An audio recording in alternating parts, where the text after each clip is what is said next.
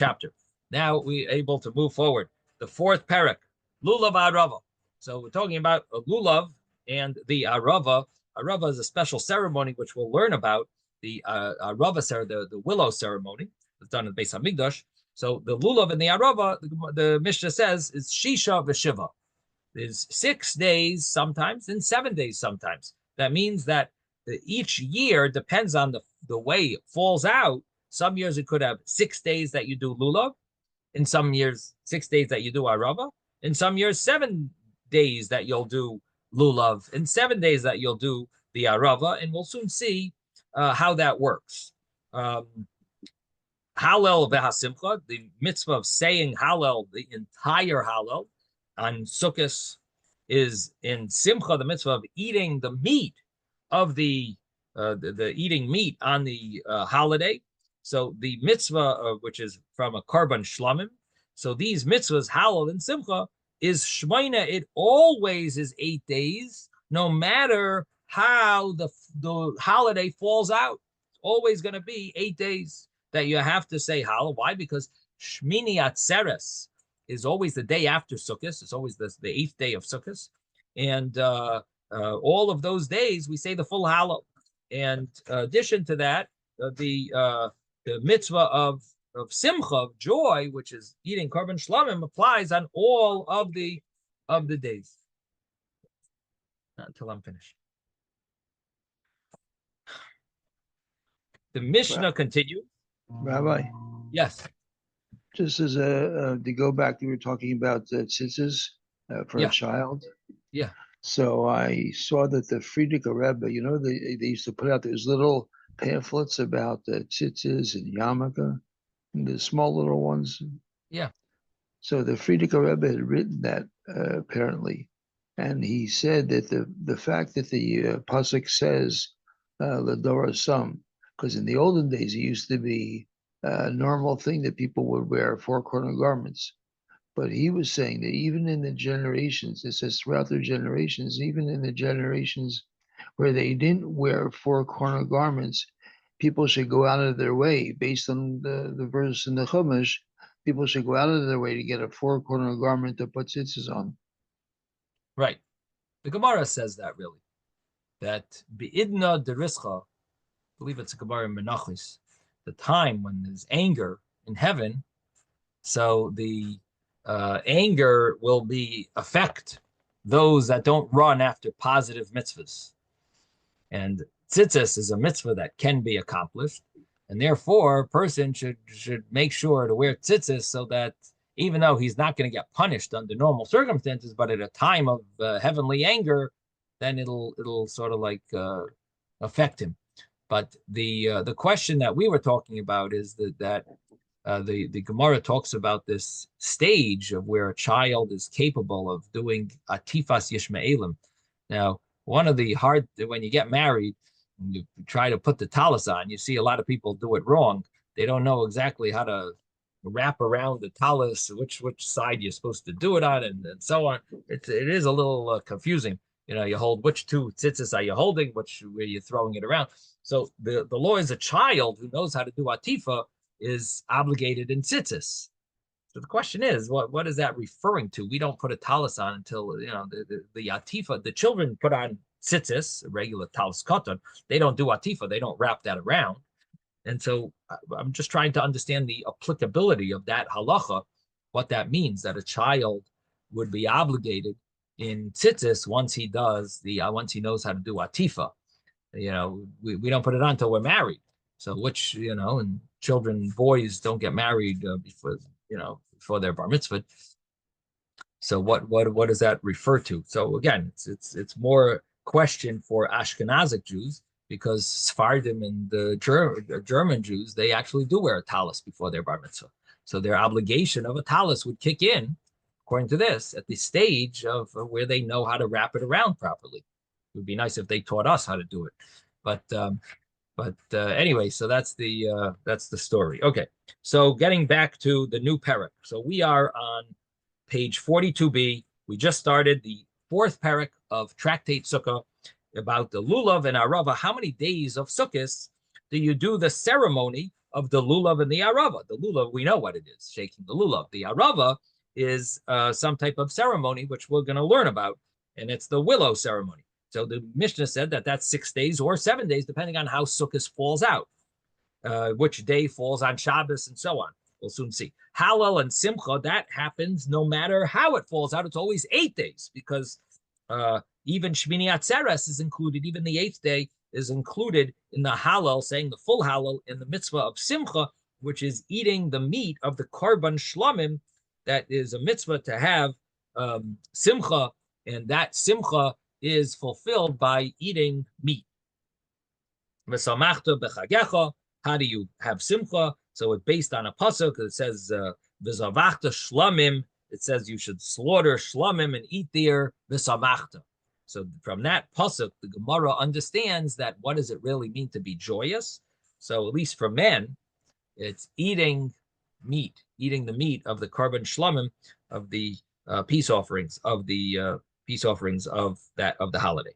So that mitzvah applies both on Sukkot and on Shmini Atzeres. It would be all 8 days, Hallel and Simcha.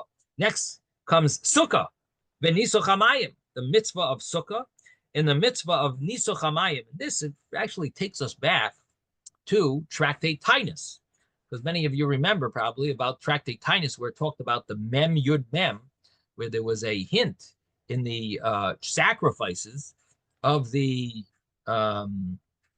where it mentions an extra mem, an extra yud, and an extra mem of the sacrifices that were brought by the Nisiim, right? The which is really applicable today. Don't forget to say the Nasi, by the way.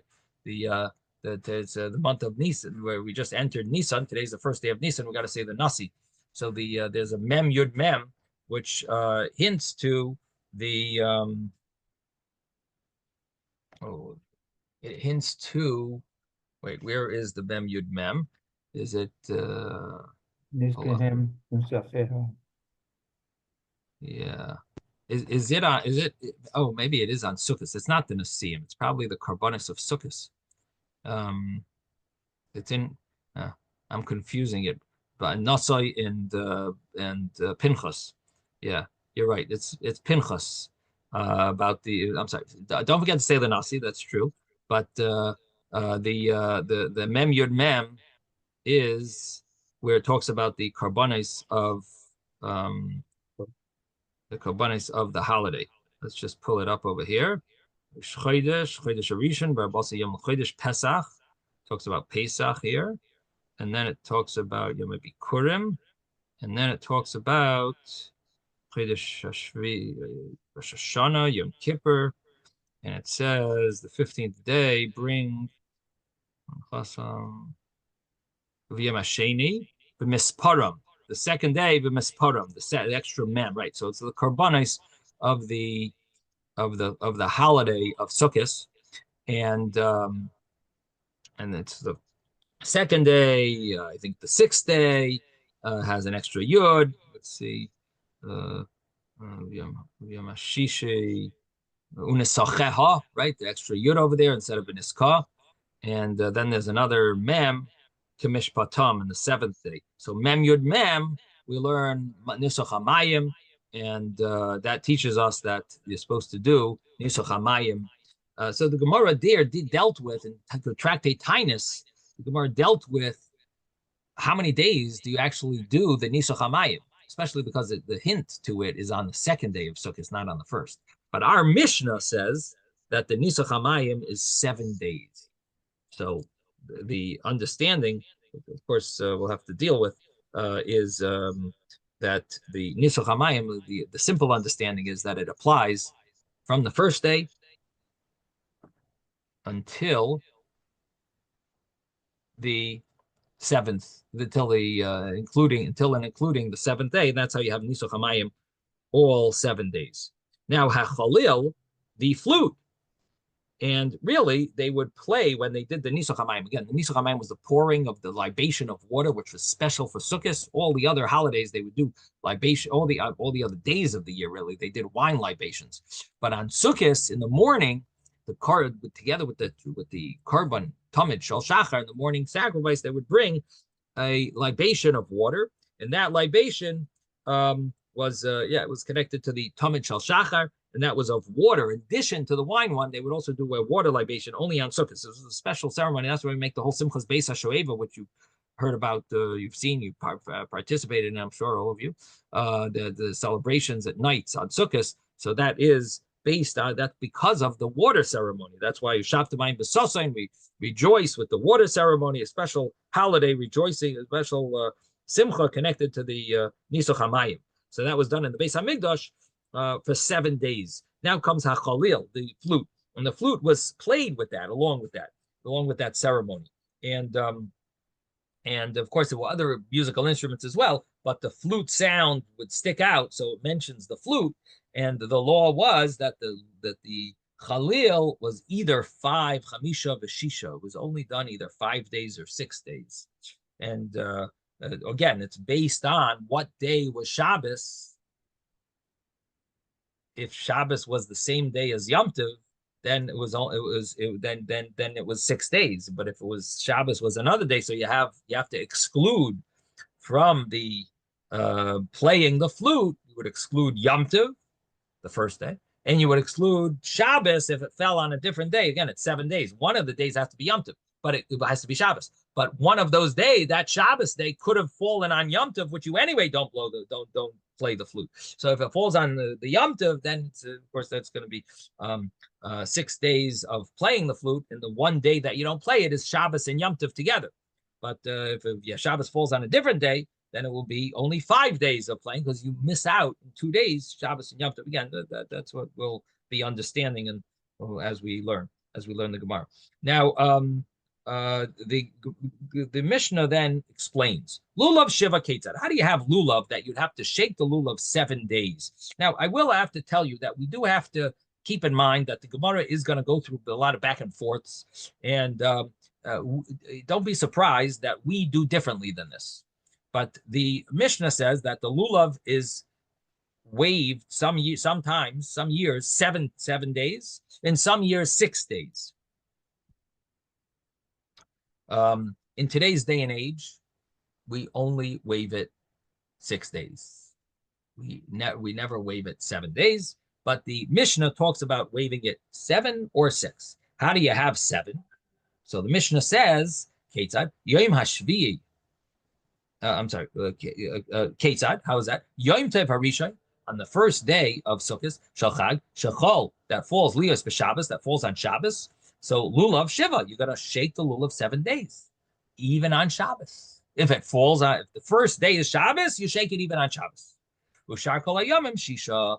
If the other days fall on Shabbos, or if Shabbos falls on one of the other days, not the first day, then you don't shake the lulav on Shabbos. And again, what are we talking about? In the Beis HaMikdash. So in the Beis HaMikdash, when Shabbos fell on a different day instead of the first day, they would actually not shake the lulav. It was done on Shabbos all the day. It was done in Beis HaMikdash on all the days of Sukkot, except on Shabbos. Although there's one exception, and that is if Shabbos fell on the first day of Sukkot, then even though it's Shabbos, you shake the lulav. So sometimes it's 7 days, sometimes it's 6 days. How is it 7 days? If Shabbos falls on the first day of Sukkot, you shake the lulav anyway in the Beis HaMikdash. And if Shabbos falls on any of the other days in the Beis HaMikdash, they would not shake the lulav. So Shar Kol Hayamim, if Shabbos falls on any of the other days, Shisha, it's only 6 days. Arava Shiva, how do you have the ceremony of the willows, which we'll talk about later on the next page of the Gemara. So we're going to talk about the Arava ceremony, the willow ceremony. It was done either 6 or 7 days. So how is it 7? Shiva Ketzad. Okay, how is that so? Yom Hashvi Shal Arava Shchol Yis B'Shabbos. If the 7th day falls on Shabbos, what is the 7th day of Sukkot called? Called Hoshana Rabbah. The 7th day of Sukkot is called Hoshana Rabbah. Famous. It's a special day, which in the Gemara terminology, it's called the day of the Arava. We call it Hoshana Rabbah. It's a great salvation. It's considered similar to Yom Kippur. It's like another day. It's a special, unique day of almost like if we didn't get judged finally on Yom Kippur, you get until like Shoshana Rabbah for the final judgment. But the Shoshana Rabbah in the Gemara, the concept is in the Mishnah, it's called Yom HaRava. They had a special ceremony, the willows. So the willows could be for 7. You could do it all 7 days. When would you do it all 7 days? If Hoshana Rabbah falls on Shabbos, you do it even on Shabbos. So it would be all 7. Shar Kol Hayomim, but if Shabbos falls not on the 7th day, but on the other days, then it's 6 days. Shisha. Mitzvahs lulav ketzad. How is that so? Where you have the mitzvahs lulav, that about the when it falls on Shabbos. So it says Yom Tov Rishon Shel Chag. Mishnah says first day of Sukkah says Shcholias b'Shabbos falls on Shabbos. But Lichnas Olevei and Har Habayis, they would bring the lulav to the mountain of the Beis Hamikdash. It's called Har Habayis, the mountain of the house of Hashem, the mountain where the Beis Hamikdash was. So they would bring their lulavim there because you can't carry. And so they would have to bring their lulavim to the Har Habayis before Shabbos. The Chazonim Makablim Mehen, and the Gabais, all of the Chazonim, the Gabais, the Shamoshim, the Shamishes, they would receive the lulavim. The Seidronais al Gabi Yitztava, they would place it on top of some type of a platform. And V'Hazakena Manichen, and the elders would place Manichen es Shalahen Belishka. They would have a special room. The elders wasn't easy for them to find but the regular people would put it on top of some type of platform, some type of a bench, which that they had, the different benches they had in the area of Har Habayis on the mountain. But the elderly, so they would go. Well, again, we're talking about Friday before Shabbos. They would put in a special room. The elders would have. Why? Because otherwise they would get pushed around. They would be knocked over. You can imagine how many people are going there to find their lulav. So it's not easy. So umalamdin oisan, and we teach, the Bezdin would teach everyone, you are not getting your lulav. When you come on Shabbos, guess what? You're getting someone else's lulav. You're talking about 6 million lulavim or whatever, however many millions of lulavim are there. You're not going to find yours. So you have to, the Bezdin would make announcements. When you leave your lulav, make sure you say, call me. Shemagia lulavi liyodi, whoever gets my lulav in his hand, harehu loy b'matana, it's a gift to him. This is what you have to say, because you have to give it as a gift. At least matana manas lahachzir, they can't take it home anyway. It's Shabbos, so it's a gift that they get it, and they would fulfill the mitzvah with their lulav, with a lulav which is not theirs. But that's what everyone would do. You would bring it to the Beis Hamikdash, and you would go there and get some lulav, and you do your mitzvah and daven. The next day you would get up early and come. The shamish zarkanai, they would throw them in front of the people. They would just grab. They would grab. But the thing is, they would grab the one that looks nice. So everyone was fighting over this. People would push and hit each other. They would hit each other, and with the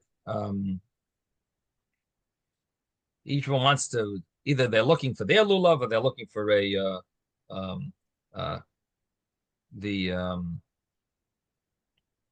let's see how Rashi says it. Rashi doesn't really say. They would basically fight. I was thinking of two thoughts that come to mind. Either they're fighting over their own, they want to find their own, so they're pushing and fighting and hitting, or they're looking to get the best one. But either way, they're hitting each other. Bezin saw this is going to be danger. So skinu, every person should take lulav on Shabbos. When it falls on Shabbos, you shake lulav in your house. Again, it's not that we do. They should, but this was what the Bezdin established. They made a takana that everyone should shake lulav on Shabbos. You don't shake lulav in the Beis Hamikdash because it's such an issue. Bringing your lulav there before Shabbos, because you're not allowed to carry on Shabbos. Bring the lulav there before Shabbos, then get the whole fight. It's a whole mess. So therefore, the the Chachamim were masakin that you shake lulav in your house on when it falls on Shabbos, not in the Beis Hamikdash, but in your house. Okay, and then we'll soon see in the Gemara. It's going to go through also a little back and forth of how exactly it worked with Shabbos. Okay, we're going to stop here. Sei gesund, everyone. Have a wonderful day. Thank you, Rabbi.